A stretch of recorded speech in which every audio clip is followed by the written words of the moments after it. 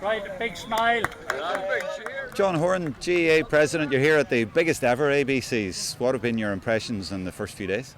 Yeah, like every time you come over here, you become a bit more amazed about the fact that it's increasing in size every year. I suppose, as some people have said to me, like they've reached nearly the max at the club level at the moment, but this year the school's improved in terms of numbers, which is great to see that penetration is happening within the school system over here. But like yesterday, the primary school kids just seemed to have a great day of fun and enjoyment, and today we had the secondary school children and a little bit more competitive edge in today's games, all right, and you could clearly see the difference between the 2 days. You're a teacher, so you'll appreciate that the schools aren't just taking the Gaelic on for 1 year, a flash in the pan. They're sticking at it. There's a lot of schools who've been at it 3 or 4 years, and that's down to all the work the GAA is doing over here. Yeah, look, this seems to be good penetration starting to happen over here into schools, and that's important. But one thing I've noticed is that in the last few years that I've been coming here, that the same schools, same names are coming up, and St Thomas's, Bishop Chandler and all these are all still partaking in it. So it's not that it's kind of a one-off. It seems to be that we are making a true penetration within the school system.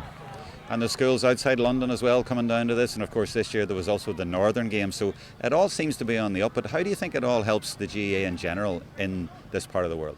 Well, my view on the whole involvement and getting involved in schools is that it's kind of the recruitment ground. It's all about participation and increasing participation, and if you get that increased participation within the school structure, well then following on from that you will get increased participation within the clubs. So I think they both fit hand in glove, but key to it all is get into the schools. That's your bigger audience. You do it well there. You encourage people from that situation to come to the club, and then when you get them in the club, you treat them in a manner that causes them to stay on and enjoy it.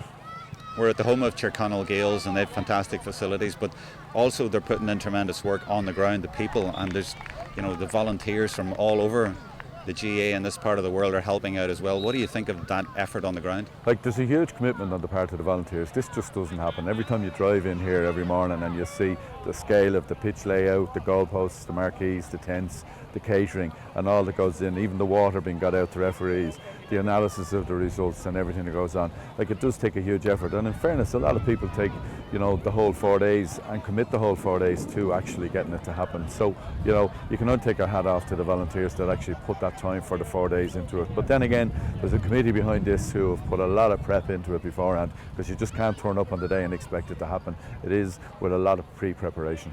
And if I could just go back to the start to finish, if you like, the number's up 400 this year, up to 2,800 over the 4 days. Yeah, I spoke in Dublin the other day about the numbers on the ABCs as being at 2,400, and here I am a few days later and it's jumped again to 2,800. It's just incredible. But from our point of view as an organisation, we pride ourselves in participation and involvement in community, and that's the clear figure. Fine, we do have elite at inter-county level and whatever, but it's this penetration and participation on the ground that will give you great satisfaction.